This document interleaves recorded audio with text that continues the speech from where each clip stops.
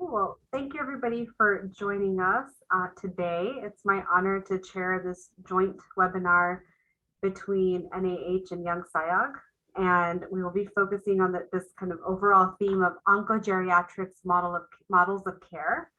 We're hoping that we will discuss different models of care across hospitals in Canada, the US, and Mexico. And our speakers will share their experiences of setting up and developing these services, the advantages and challenges of such models. And I'll now proceed with an introduction of our speakers. So our first speaker is Dr. Fabio Gomez. He will give us an introduction. He's a medical oncologist and director of clinical outcomes at the Christie Hospital in Manchester, United Kingdom. And then we'll move on to our first speaker regarding oncologists with referrals to geriatrics, and that's Dr. Enrico Soto Perez from Mexico. And he is a medical oncologist working at the National Institute of Medical Science and Nutrition in Mexico City, and he leads the cancer care in the elderly clinic. Our second kind of model of care is consultative geriatric oncology, and Dr. Melissa Lowe, who is the Young SIOG chair, also a geriatric oncologist with board certification in internal medicine, hematology, and oncology and geriatrics from the University of Rochester Medical Center, James P. Wilmot Cancer Institute in the USA. And she is part of the SoCare Consultative Geriatric Oncology Clinic that she'll hopefully educate us on. And then last but not least, our third topic is integrated geriatric oncology clinic. So Dr. Shabir Alibai and Reina Jin will be talking about this model. Dr. Alibai is professor in the Department of Medicine at the University of Toronto and the medical lead for the geriatric oncology program at Princess Margaret Cancer Center in Canada. And Reina Jin is a clinical nurse specialist in the older adults with cancer clinic at the Princess Margaret Cancer Center as well. So with that, I will stop speaking, but just remind you to please drop questions in the chat. If they're simple, our speakers are kind of straightforward, or our speakers will address those. Otherwise, we'll take questions at the end. And please mute yourself when you're not speaking. So I'll pass on the mic to Fabio. Thanks, Sukeshi, and thanks everyone for joining. So let me just try. I hope everyone is seeing this. I'll just wait. Okay, I see some nods. Great. So I'll just give a very, very brief overview of models of care. So you heard Sukeshi there saying three models of care that we will be discussing today. So just to bring you up to speed with that, if that is a sort of a strange concept to you, the difference between the different models, I will take you through an overview. So you've heard the integrated geriatric oncology clinic as one of them, the consultative geriatric oncology model, and then the option where the model where we have the oncologists as with referrals to geriatrics. So what does this mean? So when we're talking about an integrated geriatric oncology clinic, we're thinking about a setting where geriatricians are embedded and they function as a member of that multidisciplinary oncology clinic. So basically the patients may be seen by both the oncologist and the geriatrician and relevant team as required. Another option, and this obviously is only available in some countries, where we have geriatric oncologists, which are dual trained physicians that perform both the oncological and the geriatric assessments and therefore the plans, and they follow the patient throughout their course of treatment. Although, as I said, this is not an option in every country, but it would fit in within this model. The other that we've mentioned is the consultative geriatric oncology model. And here we have the treating oncologist referring patients to the geriatrics team, and then the patients undergo their multidisciplinary geriatric assessment. So in this model, there is a separation often between the geriatrics team that conduct the assessment and they provide them recommendations that are passed on to the primary or the parent oncology team, who they may take or not those on board. So there is a little bit of a separation here. But obviously a lot of these models, this isn't an exact rule. So a lot you'll see as different hospitals could use different models and certain variations of this model. So this is really just to give you an overview on the differences.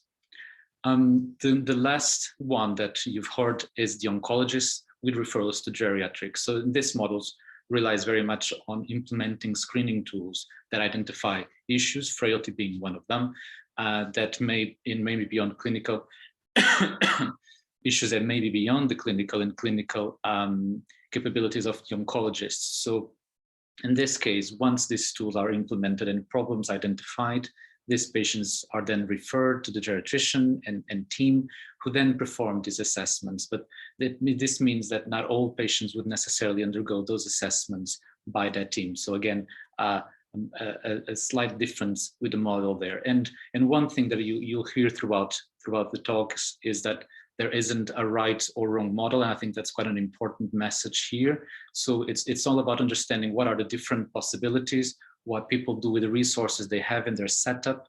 You might see some aspects of some models that you feel would work best for you, but there is no right or wrong. So I will welcome the first speaker, Enrique, to tell us his experience of setting up their service. Thank you. Hi, everyone. Thank you so much for inviting me. It's very nice that we have this North American experience of our 3 countries with different healthcare systems, different resources. But after all, we're all trying to do the same. And I'm going to talk about the experience we've had at our center, which is the National Institute of Medical Science in Mexico City, where we have the cancer care in the older adult clinic. And one thing that I have to say before I start is that I don't think that any geriatric oncology model of care is pure. With that, I mean that there is nothing that is just consultative, just integrated, or just referrals, but you'll see that every model is a little bit of each. And I think if you see one geriatric oncology clinic, you've seen one geriatric oncology clinic. They are all very different in the way they address patients, they evaluate patients, they choose patients, etc. So we know that people all around the world are aging, and this is particularly a problem in developing countries such as Mexico, because we have less resources. I mean, we have less personnel, we have unprepared healthcare systems. If you believe healthcare systems in the US or in Canada are not age-friendly, that's even worse in the developing world. And of course, we have less money. And most of the increase in the proportion of older adults is taking place in developing countries, and worryingly, incidence to mortality of most malignancies is much higher in developing countries, so particularly for older adults. And this, of course, highlights the relevance of providing geriatric-centered care. Why is this difficult? Well, if we take a look at the workforce in Latin America, you can see that there is a very limited number of geriatricians. Some countries, such as Colombia, have as few as 50 registered geriatricians, which leads to having about 70,000 older adults per geriatricians. And if we look at the teaching of geriatrics, only 35% of universities in the region have some form of geriatrics training. And if we look at the oncology workforce, it's similar.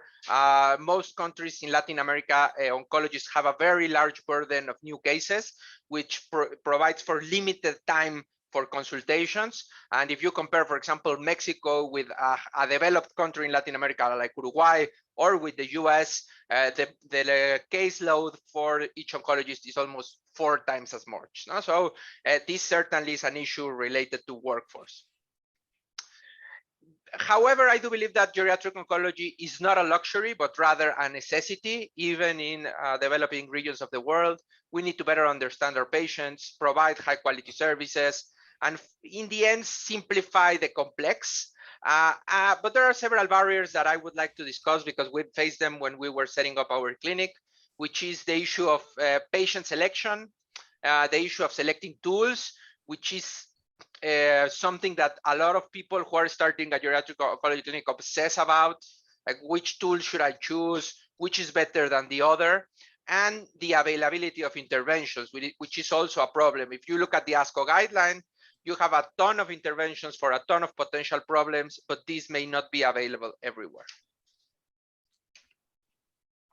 So we all have heard or read the new SIOG priorities, and I think that at least two of those are very relevant to our session today. One is the development of models of care that lead to age-friendly healthcare systems and that take into account the availability of local resources. And the other one is establishing of centers of excellence, which I think should be one of our goals, having centers that can provide clinical care, can develop research, and in the end can lead to training new professionals. However, there are a few specialized units. This is from back in 2017, geriatric oncology clinics in the US, geriatric oncology clinics in Latin America. So the truth is that most oncologists in the world work alone, and that starting a geriatric oncology program at your institution can be an issue. So how to begin? How do you begin to try to develop a geriatric oncology clinic? For us, I think there were 4 key aspects that I would like to highlight. The first is you have to understand what the needs of your institution are, then determine the most appropriate model of care or adapt the model of care that you find that is better for your circumstances. You have to be very mindful of the available workforce and infrastructure, and then you have to develop a plan to evaluate progress and to measure your growth. So regarding what your institution is, what's the proportion of older adults in your institution? So for example, in Mexico, we still have a low proportion of older adults. But in Spain, for instance, I went to a hospital once to give a talk, and their median age of the patients was 82. So for a hospital in which the median age is 82, perhaps getting everyone on over 65 to your clinic makes absolutely no sense. No? Then you have to think about what are the most common tumor types. Do we need to focus on a tumor type? Are there dedicated specialists for a tumor types? Are there some tumors for which there is easier access to evidence-based interventions and in which we can influence therapeutic decisions and outcomes the most? The other is chronological age. So for example, here in Mexico, over 60, you're considered an older adult. But if we included patients over 60, we would have a big caseload. And that may be the case in Canada or in the US, where if you go 65 and older, you have a ton of patients. So perhaps for more developed regions of the world, it's more appropriate to go 70, 75, over 80, not only because of the age pyramid, but also because these are the patients that oncologists have a harder time treating, and they are going to be more willing for you to see them or for you to treat them than younger patients. And the other is the selection of the cancer trajectory. So for example, we chose to only see patients who were going to start treatment in order to influence therapeutic decisions, but other clinics can see patients, for example, after treatment for survivorship care. An important thing, and I think this is very important for the oncologist working alone model, is the selection of patients. So we know that not everyone needs a geriatric oncologist, and we need to identify those patients who might benefit from evidence-based intervention. And here is where screening tools come in, and I'm going to show you how we use them. So mainly the G8 and the VES13. And regarding the implementation of the model, I think it's very important to see what's your area of specialization. So if you're a geriatrician, then perhaps you should pick a more consultative model. If you're an oncologist, then you should partner with a geriatrician to refer patients to them. And even if you are in the nursing, part of the nursing team, then you can create these teams or be part of a consultative team. And then a very important thing, particularly in places like my hospital that is not a cancer-specific center, is finding which departments or which specialists are the ideal partners for the implementation of your clinic. So we've heard that the geriatric oncology clinic is difficult to implement, and the consultative team, which is the model we've actually come up with now after a few years, is more practical because it's not so limited by the personnel shortages. And here, it's geriatricians with oncological training, co-manage patients with oncologists, make recommendations, and implement interventions. And I would like to refer you to a manuscript that Melissa is the first author of, what was published a couple of years ago in JOP. And here we try to do a resource stratified sort of guideline. And for specialized hospitals, such as the one I'm working in Mexico City, we recommended that perhaps what should be done is do some form of geriatric screening and then geriatric assessments and interventions for selected patients. So what we have here is the cancer care in the older adult clinic. This is the first and so far only geriatric oncology clinic in Mexico.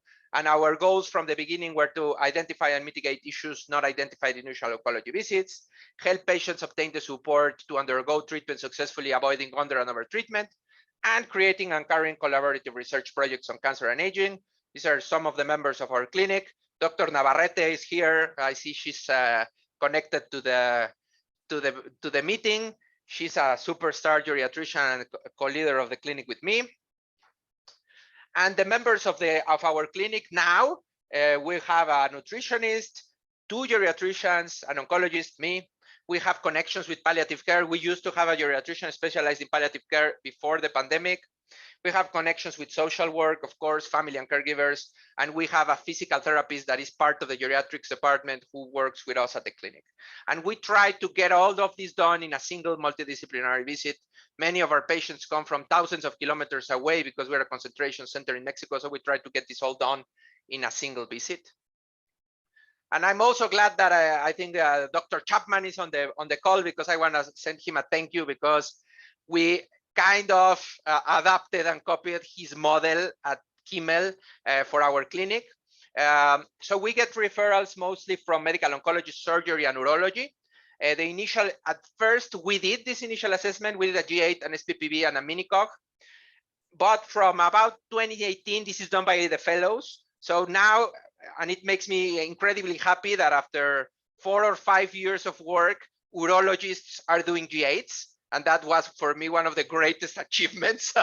So we have urologists and surgeons doing G8s and timed up and goes. And so patients who have everything, all of these screening tools are normal. We consider them fit. They do not need any further assessment, and we just recommend treatment. If things come up in the future, we're able to see them again. If any of this is abnormal, we do a complete geriatric assessment, and then we do treatment recommendations. We've done some, we've looked at our initial experience. So this was published by Dr. Verduzco Aguirre, who's one of our oncology fellows now and attending at our urologic oncology clinic. She looked at the first 173 patients in our clinic. We had a median age of 79.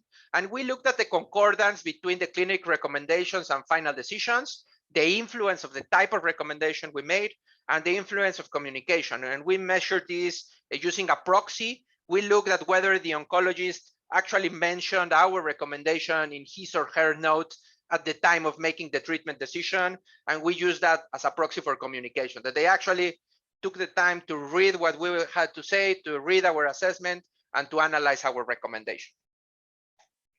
And so what we saw was that for patients with a G8 of 14 or less, our clinic was more likely to recommend either a standard treatment, and this was guideline concordant treatment, or a less intensive treatment with some form of dose reduction or removing one chemotherapy drug, etc.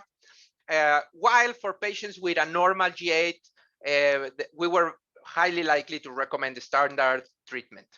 And if you look at what the oncologist ended up doing, it was very similar. So for patients with an abnormal G8, most of them had some form of treatment modification in the end, and patients with a normal G8, regardless of age, were more likely to get a standard treatment. We looked at the concordance between recommendations and therapeutic decisions. And as you can see, when we recommended supportive care, the oncologists were very likely to go with it. So 94% of the times, this was the same thing.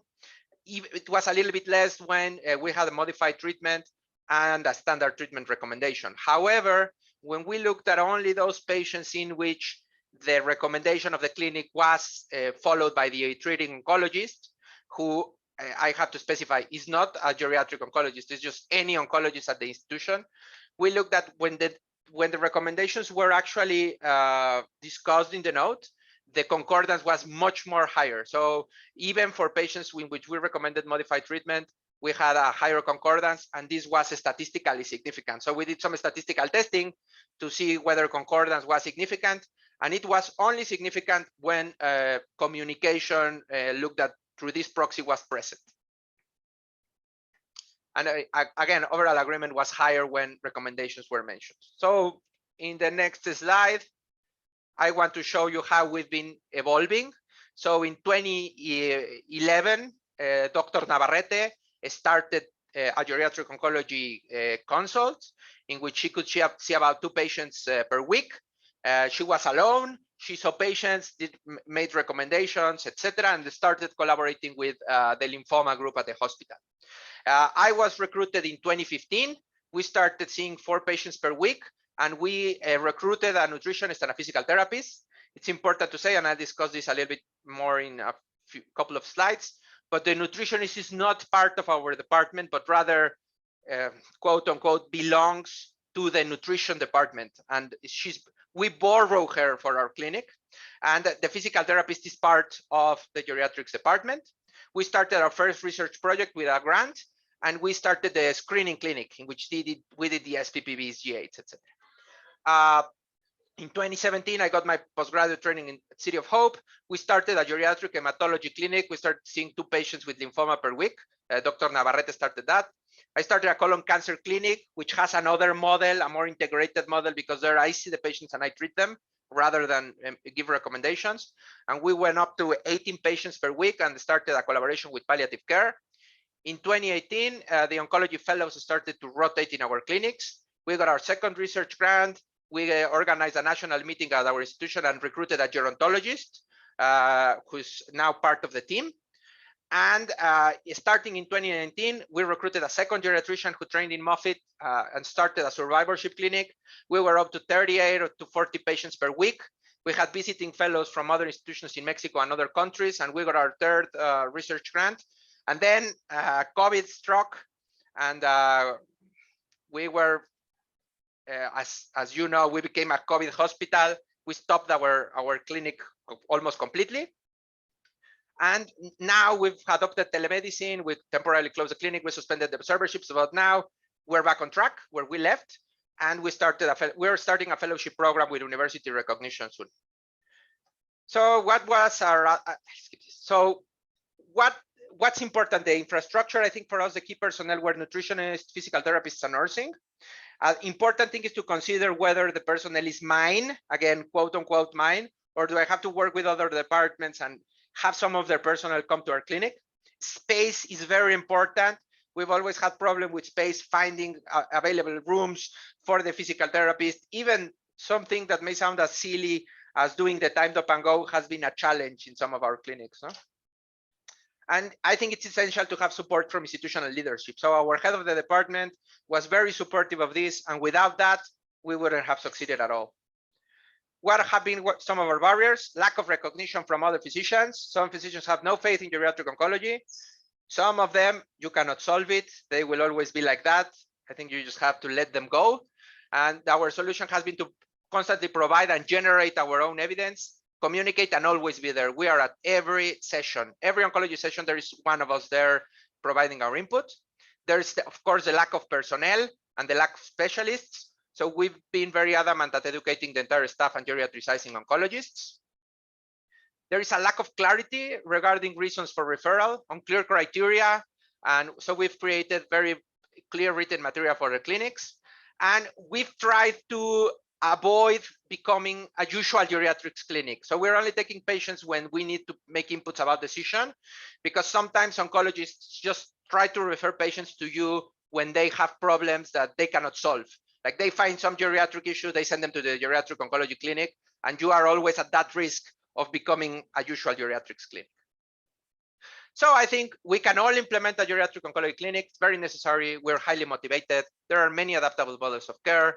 And I do believe that geriatric principles can and should be included in the decision-making process for all older adults with cancer, regarding of where they live. We need more research, of course. We need more research. We have some, but we need more on the effect on oncological outcomes. There is a need of cost-effectiveness analysis. I know that the team in Toronto has done great cost-effectiveness analysis, and that's a huge start. We need strategies to optimize access. Telemedicine is a great tool, and of course, many more things that I think this group can work on. And finally, this slide borrowed from the late Dr. Artihuria. And finally, we want geriatrics and oncology to work together to create geriatric oncology. And thank you very much for allowing me to present our experience. Thank you very much. That was excellent. Enrique, there are a few questions for you in the chat as well. And we will next have Dr. Lowe speak about consultative geriatric oncology. Are you seeing my slide okay? Yes. All right. So I acknowledge we have two presentations and may not have enough time. So there are some slides that I'm not gonna talk too much because I wanted to make sure Dr. Alibi and Rana do go as the third presenters. And also Dr. Soto provided an awesome background why we need this and some of the barriers. So I'm not gonna repeat some of that as well. It's always hard to go after him. For some reason, we're always in the same session, but you know, it's okay. All right, so I'll get started. I'm Melissa Lowe. I'm from University of Rochester, and we have a geriatric oncology clinic. If you remember Dr. Soto's slide, the one that was thumbs down, that's us, fortunately and unfortunately. So we have had this clinic for probably more than 10 years now. It was initially created by Dr. Mohili. She was the first person, and now we have 6 geriatric oncologists who are dual trained in geriatrics and oncology, and myself is also trained in hematology. So we have the luxury of having many people to see some of this patient.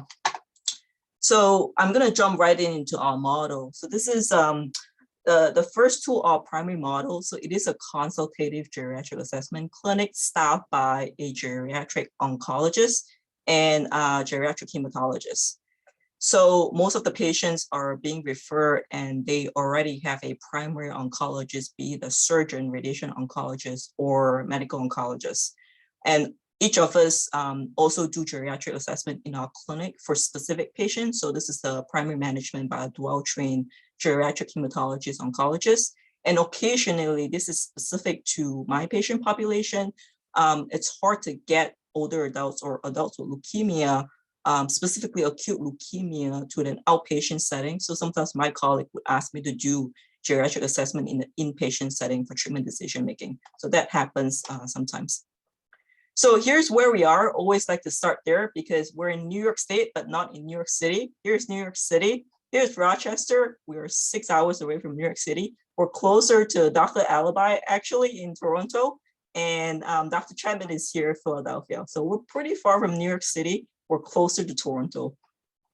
Here's our clinic. It is pretty big and it's a multidisciplinary clinic. Here are 6 of us who are dual trained in geriatrics and oncology. And we have a clinic coordinator, a nurse navigator specifically for geriatric oncology, OT, PT, social worker, pharmacist, and then clinic secretary. And we have multiple nurse practitioner or physician assistant, as well as nurses. And our clinic also functions as a research clinic in a way. So we have lots of coordinators that rotate through, as well as trainees. So here are the 2 reasons. I mean, there are many reasons, but they're really grouped into 2 reasons. One is for treatment decision-making. Can we help the primary oncologist make decision what they should do in terms of treatment? And then the other bucket would be the patients are referred to our clinic for optimization. And a great example for that is prior to stem cell transplantation, they will want us to try and optimize their health as much as we can before they undergo the procedure. So here's the assessment that we're currently doing for inpatient geriatric assessment. As you can see here, most of you know what are the geriatric assessment domains. And here are the specific assessment tools that we're currently using. And we published this in a paper in the JGO. If people are interested exactly what assessment, you can look at the paper. And here's the workflow. We have a clinic coordinator, as we mentioned. So the clinic coordinator looks at all our schedule a week or 2 weeks before, and they send a paper geriatric assessment packet to patients via mail. And then the patients or caregivers complete this packet prior to clinic visit. Now, you can imagine some people do not complete that, or the appointments were made maybe 1 or 2 days before the actual visit. We have a short packet that is ready on the clinic day itself for people who do not complete it. And then on the day when the patient comes, they basically sit in a room, and then different people rotate through and address different components of the geriatric assessment as well as intervention. Usually the nurse navigator starts the visit, trainees, and then the different allied health professionals, and then it would end with the attending physician. So with COVID, we abbreviated a lot of the assessment and basically pick a few questions that we think are most important, but at the same time still addressing all of the geriatric assessment domains. And we actually had our nurse navigator call the patient and do all this assessment on the phone and put it on a chart. It takes about half an hour to 40 minutes. And then on the day itself, the physician would just start the visit with all the information already collected 1 or 2 days prior to the visit. Again, if you're interested in the specific questions or assessment that we use, it's available in the paper. And here's the workflow. Not everything is done on the same day, just to make it more efficient. The different allied health professionals do call the patient beforehand. So typically the nurse navigator will complete the assessment first on the phone, make sure they are able to do the televisit and technical capabilities have been sorted out, documented. And then based on that, different people would then review the geriatric assessment and individually call the patient and address all of that, either before the clinic visit or on the day itself. So by the time I actually see the patient or the physician see the patient, everything has been addressed and we're just consolidating all the recommendations together. And obviously the physician will also address the treatment decision-making part if that is the reason for referral. So we had our geriatric oncology nurse navigator collected some data in the past 2 years. And in 2020, that was the COVID year. We didn't have everything before that, but during COVID, we saw about 170 visits. And this last year, it was 210.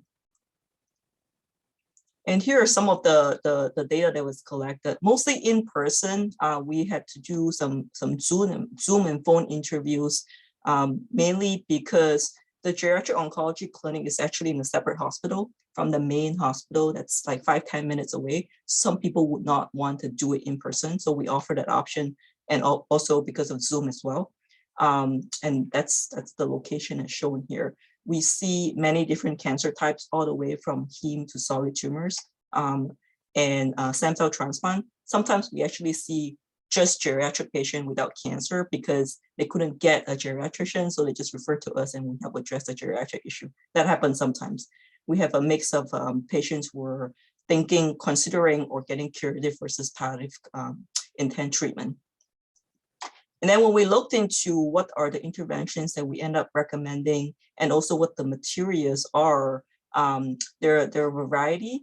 And as you can see here, we address all the way from physical therapy to medication, and we wanted to see what are the most common interventions that we address and what are the most common education materials that we provide. So we address a lot of healthcare proxy, a lot of modes form, as well as exercises. So we also looked at how the nurse navigator actually contribute to the clinic. They're involved in the majority of the clinic visits and coordinate a lot of the intervention and referrals. They actually call after the clinic visit and talk to the patient and see if those interventions are actually being implemented, because not all of them we actually put the referral in. Sometimes we ask the primary oncologist to do them because we don't want to it can go into conflict if you do too much without their permission. So sometimes we defer it to primary oncologists, but the nurse navigator will go back and follow up about that. And then they're involved in really 100% of the patient visits were referred for geriatric assessment. So that is the geriatric oncology clinic. At the same time, we also have geriatric screening tools implemented. And Dr. Soto had talked about Geriatric 8 and the VES 13. We use Geriatric 8, and it's very specifically for heme patients, so people with blood cancer. And the reason is the referral is much lower in patients with blood cancer. And in general, oncologists are referring a lot of the solid tumors. And even with 6 geriatric oncologists, we don't have a lot of bandwidth to see that many patients. So we focus on the population that we think that need referral, and in this case we pick heme patient. So what we did was we selected the G8 screening tool. We started with a paper first, and then we incorporated that into our electronic medical record, which is EPIC. And we built this in and basically had all the nurses screen all patients age 70 and over with potential blood cancer or really new patient visit who were seen at the hospital. So this is nursing driven initiative. And when they complete it, the score comes up and say, hey, please consider referring the patient to the geriatric oncology clinic. So that's how we're doing right now in terms of geriatric screening. And this is a specific population that we think at our institution need right now because they're not commonly being referred. Whereas patients with solid tumors, most of them are being referred if it's indicated. We also collect some data, and this was, I think, over 2 years. This was the new patient that we saw over this time period. And I would say about 50 to 70% of these patients ended up getting screening by the nurses. And we track all this data, and hopefully we'll present that in a future time. And right now, a lot of the effort are concentrated within Rochester area, which is an urban area. We have a big catchment area that has 12 practices in upstate New York. So we're also trying to roll out the GID screening now that we've piloted it within Rochester itself. Their interest to also roll this out to other catchment, other community practices. And because we have the ability to do telemedicine right now, if it's screen positive, even though patients are not willing to travel to Rochester, we still have the ability to facilitate this visit. And moving forward, this is what we're trying to do right now. It's not fully rolled out. We have built the geriatric assessment on the electronic medical record on top of GID. So we're lucky to have Dr. Erica Ramsdale, who focuses on data science research, is a geriatric oncologist. So she built the geriatric assessment on EPIC. And right now we're looking into how we can use this and administer geriatric assessment, hopefully to the community practices as well, instead of using physical forms. So that's one thing that we're going to look at in the next few years. The other initiative is, this is a collaboration with Dr. Soto, where we put together a grant to utilize mobile health and facilitate delivery of geriatric assessment as well as intervention. And the hope is we could use this technology platform to facilitate some of this in Mexico. And if it's proven successful, then we can roll it out to other developing countries as well. The review is tomorrow, so let's see how it goes in terms of the grant. All right, so I talked a lot about the primary model, which is the consultative model. I won't spend too much time on these two models, but basically we just do the geriatric assessment, mainly just with the physician. If we feel like there's a need to involve other team members, then we would refer them to physical therapy or have our nutritionist call the patient. But right now, the physician would do the assessment with the help of the clinic coordinator. And then the reason for doing that is primarily to guide decision-making. And the reason for doing that is usually patients don't want to travel to the geriatric oncology clinic, or there are reasons we couldn't facilitate the visit with multiple members. Just want to mention that we do get quite a bit of visitors that come over and see how the model works. Obviously, Enrique has sent some of his trainees over, and right now we have someone from South Korea. So we're excited to have people visit us. If you're interested, here's the website. And then I think that's it. I'm doing pretty good with time. I will pass the mic to Dr. Alibi and Rana. Thank you. So Keshi, should we start, or are you taking any questions? Yep, okay.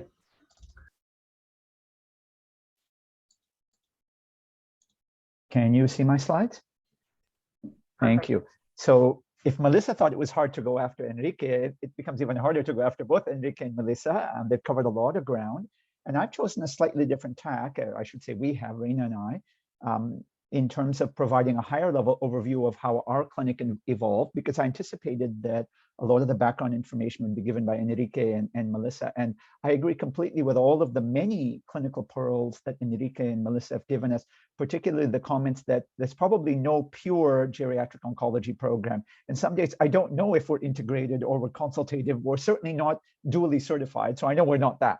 But I'll tell you, who we are, what we do, and a little bit of our story to provide insights into our program, which is now the largest geriatric oncology program in Canada, but we're certainly not the first. We can't take that credit. And in fact, we came and visited Rochester and learned from them as one of the places for our program. So at Princess Margaret, again, this goes back to Enrique's point about knowing where, like, who your audience is or what your local situation is.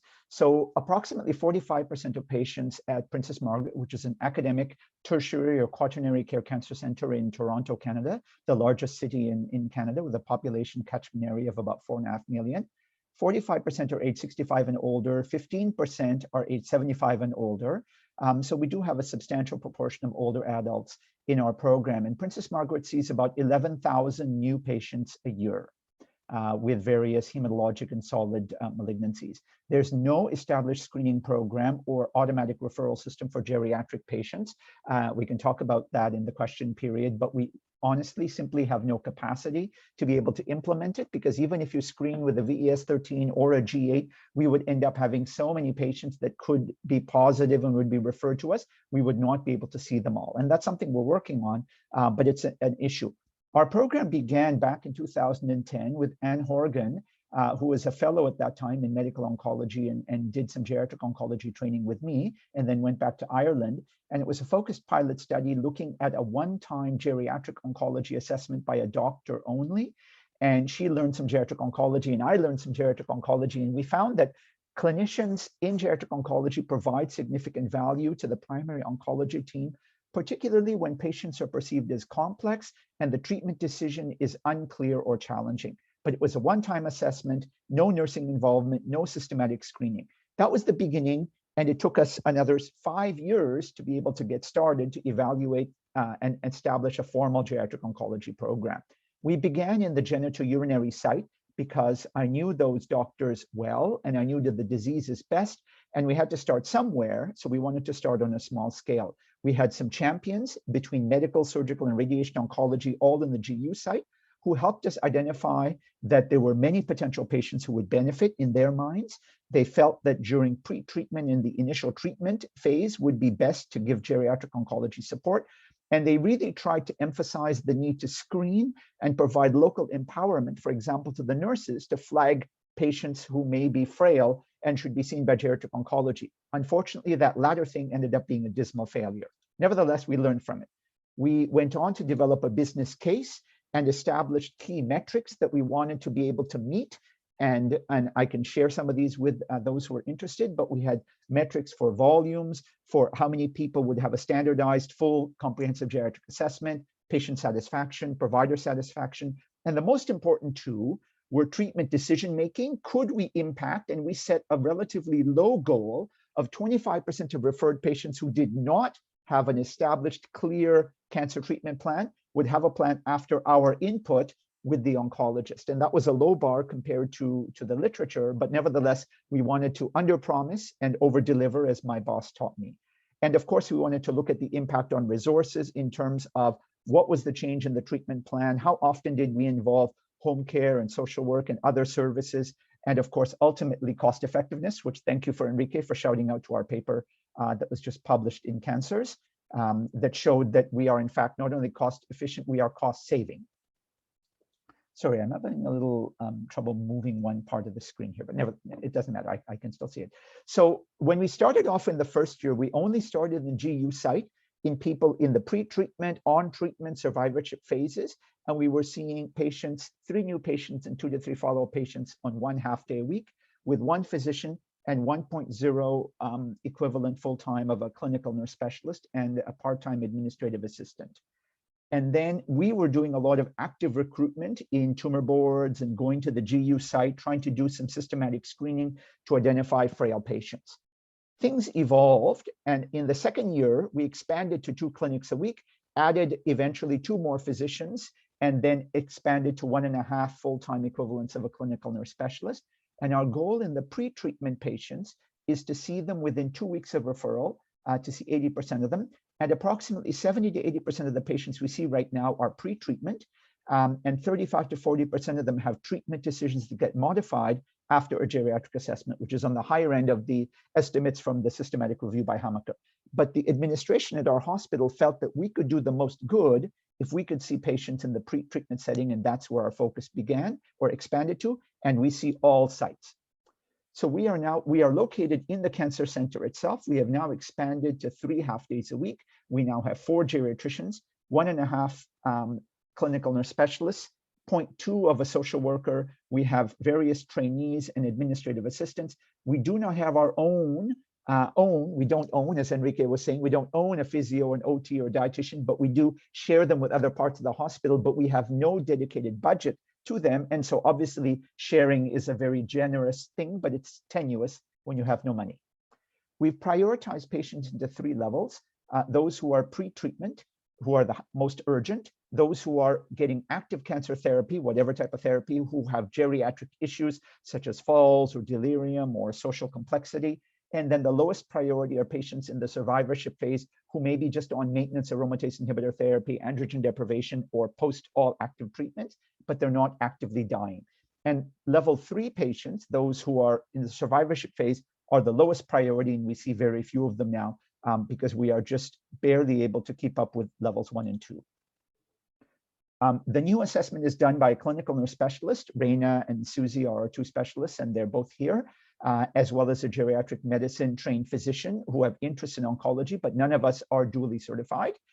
I have a research background in geriatric oncology, but not clinical training formally in oncology. Our CGA is the standard 8-domain CGA that covers the guidelines from ASCO, and I'm not going to go into details. Our CNS does initial telephone intake of the patients, which takes 20 to 30 minutes. And then we have structured assessments, and we see 3 new patients and 1 to 3 follow-up patients on a given half day in the clinic, typically with a resident or fellow as well. And the typical new patient consult total nursing time would be 30 to 45 minutes, and physician time would be 30 to 45 minutes if there's no trainee. If there's a trainee, obviously, it takes a little bit longer, and we're blessed with multiple trainees. We have some challenges. We have limited capacity for follow-up, and this is obviously an important issue if you're going to provide integrated care. And so some patients only get follow-up with our nurses, telephone-based follow-up, which is still important. Most of our patients get 1 or maximum 2 follow-up visits. What we do is patients who are being seen pre-surgery or radiation will get 1 follow-up appointment 4 to 6 weeks after their surgery or radiation, and that's sometimes done virtually and sometimes in person. Right now, mostly virtually. People who are going on to systemic therapy, whether that's chemotherapy, immunotherapy, or combinations, will be seen after 1 to 2 cycles to make sure the geriatric issues that we identified have been implemented and there's no major new concerns with them. And then we don't see them back in further follow-up unless there are ongoing issues in terms of frailty or complexity that need ongoing care, because we just simply don't have capacity. And it's more our human capacity rather than the resources. I'll just show you these stats. I'm not going to go through them in detail, but in the last full year, between July and June of 2020-21, we saw 511 patients, approximately half of which were new. 89% of the urgent patients were seen within 2 weeks. 45% of treatment plans were modified. And these are some of the areas where we provided additional enhancements to care. I'm not going to go into them in detail. We have clinical goals, which I've just talked about. We have educational goals because we're an academic clinic. We have now trained 6 geriatric oncology fellows, as well as having over 120 geriatric medicine and medical oncology subspecialty trainees rotate through for shorter periods of time. And we've been doing active research and presenting nationally, internationally in presentations and publications. And we are the leading site for the 5C randomized trial that Martine Putz and I co-led. And our site recruited 70% of all the patients for that study. I'll touch on some of the medical facilitators and barriers, and then handing over to Reina to finish up with some of our additional information. So having alignment with the referring services is really important. Having local data on what are the needs of the geriatric population, how often they are seen and what sites. Having champions was really important as a facilitator. Having funding. We are not funded by the core hospital. All of the clinic salaries and other resources are funded through donations that we have gotten over the years from the foundation at the hospital, and more recently from directed funds to us because we've been successful in getting them from the initial monies that we got. We also had pilot data from that pilot project with Anne Horgan that really provided the impetus for publication and putting us on the map, but also key feasibility data that we can do these assessments. They add value, patients are satisfied, doctors are satisfied, we impact on treatment decisions. We have organized strategic educational events. For example, we invited up William Dale some years ago to give a grand rounds to the Department of Medicine on why geriatric oncology is important, and that helped set the stage and convince people. We made sure to make it academic with presentations, publications by nurses and doctors, and we have outcomes, more than just satisfaction, because that's a weak outcome. We have stronger outcomes in terms of treatment decision-making, cost effectiveness, etc. But there are important barriers. Timing was an important barrier, that it took 5 years between the pilot clinic and getting funding to start a proper clinic, and a lot of negotiation.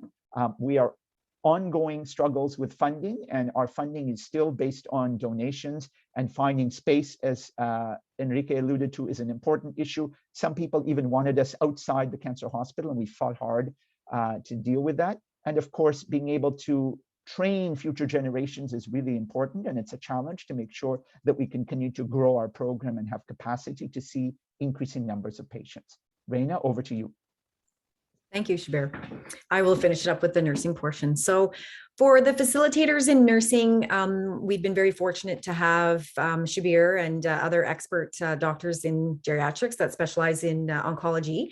And so they've been helping with provide education for us in the clinic, as well as several nurses on the call. I've been fortunate to work with, so Canadian and international nurses, to reach out for assistance for us. Princess Margaret does provide a lot of funding for us to attend geriatric oncology conferences and education. I was able to go to Rochester and visit the clinic. SIOG has a lot of webinars, and then Memorial Sloan Kettering has a great geriatric oncology nursing course. So those have been helpful for us, as we know there aren't a lot of geriatric oncology programs for us specifically in Canada. So we had to source out our own education. The geriatrician lead, so Shabir, provides us with education, as I talked about. We do get a lot of support from Shabir and our director of nursing for research and education. And then also a lot of our nursing colleagues at Princess Margaret realize the need for our ongoing assessments. So we're very fortunate to have that backup. Next slide. And then barriers, as I talked about, the lack of nursing education specifically for us in geriatric oncology. In the beginning of the clinic, we had to seek out patients in the first year, like Shabir talked about. Now with the increase in patients, it's getting challenging to continue to follow up with these patients in clinic and over the phone. And then we've expanded recently to 3 half days. Sometimes that still isn't enough, but for now, I think we're doing okay.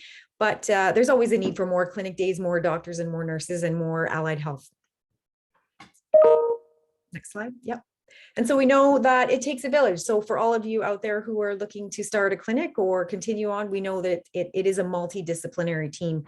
And so it's important that we all work together. And if anybody wants our contact information, it's on the last slide.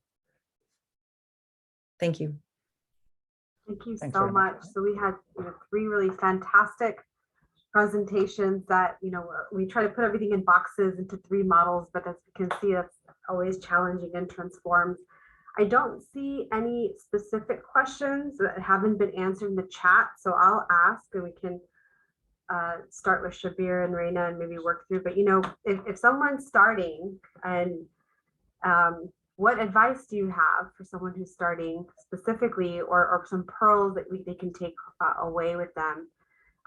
It's really amazing and inspiring to see how your programs have transformed over time and reevaluating and so forth.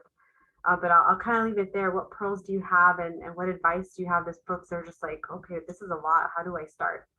Yeah, no, that's a great question, Sukeshi. And I think there's a lot we can say, but let me just give a couple of key points. Be patient, because it's going to take time. Make sure you know who your champions are, because you can't do it alone. You're going to need champions. And as Enrique alluded to earlier, not everyone's going to believe in you. Not everyone's going to follow you, but there are always some early adopters with any new technology. And you really need to identify them and start small. My boss always told me, under promise and over deliver. Don't start and say, I'll see any patient 65 and older, all sites. Like, you're never going to be able to see them. You need to know what you can achieve initially, set some realistic goals, and make sure the administration is aligned with you on those goals, and that there are some dedicated resources, including space, to be able to do what you do. You don't want to be running around every week finding a new nurse or a new doctor and no space to be able to do these things. These are practical things. You may be able to be in the cancer center. I think that's a bonus. And you want to make sure that you're able to provide high quality care and slowly grow the program. It's going to take time. There's no magic. But you've got to start small and make sure that you have some resources, protected time, money, space, and have champions that are going to be there to support you, because at the beginning, it's going to be difficult to convince many people that you're adding value if there's not been a strong geriatric presence there before. Those are the things I can say. Thank you, Reina. Any thoughts? I saw one of the questions in the chat as well, and just adding to Shabir's point, I think in the very beginning, it was challenging in the first year, and with Shabir's guidance, we actually would source out patients. So we would look through the computer, find patients that were 65 and older with GU cancer, and look at what issues they had. And so then we would email the oncologist, and we would email them like what issues we felt that they had, what geriatric oncology issues we felt that they would have. And then they would email us back and say, yes, we will refer. So we really had to source out our patients in the beginning, as well as, like Shabir said, find champions. But it was challenging, just answering Tracy's question. It was challenging, especially for people who are in denial, Tracy. So we kind of stem from there. Yeah, that's something that we all seem to face, and trying to get the buy-in from our colleagues, despite all the great research and data that we have. Melissa, what are your thoughts? I agree with everything that Rana and Dr. Alibai said. I would just add, really know what resources are there, and based on that, tailor your clinic. So we have resources in Rochester, but the primary issue is hematologists are not referring. So my goal is, hey, let's just start with a screening. The physicians aren't going to do that. Let's start with the nurses, because they're more willing to do that, provide specific instruction when to refer or not. And then on top of that, build relationships. In my opinion, relationships, it's what makes it work. It really probably took me 7 years to try and convince my colleagues, and some of them still aren't really referring after 7 years of me being there. So really talk to people one-on-one. Don't do it in groups, one-on-one, explain what you're trying to do. Most people are supportive when you're talking to them one-on-one, but in large groups, like, they would basically turn you down. So think about strategies on how to convince people and be more specific and individualized. Excellent advice. And then I just looking at the chat, and I just wanted Dr. Chapman mentioned that the CARD clinical implementation core can really give some great guidance for some of us who are starting based on our environment and so forth. So definitely keep that in mind, and you can reach out to us if we can connect you with them as well. Enrique.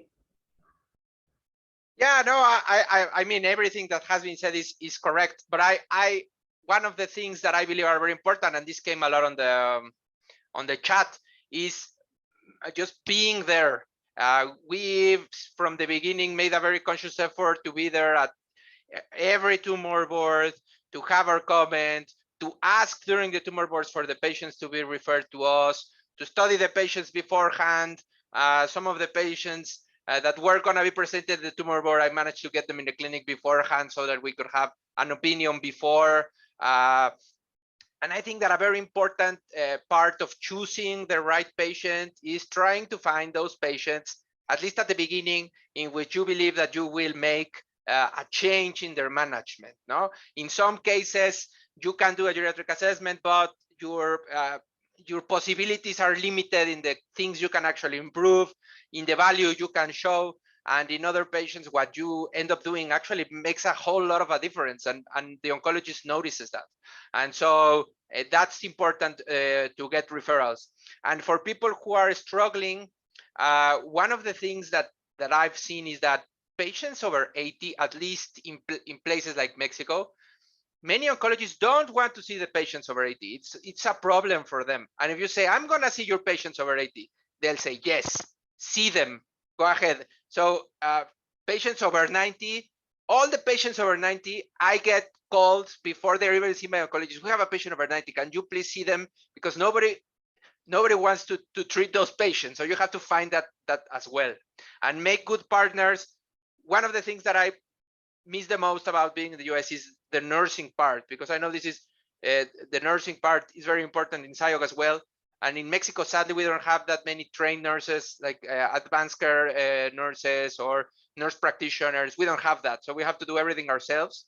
And I think that having that nursing part is an essential component. I would love to have that in Mexico. Well, thank you so much. I know we're a little bit above time. Thank you to all the speakers for the inspirational talks and advice, and to all the attendees for joining today. We hope to see you soon and have a great rest of the day.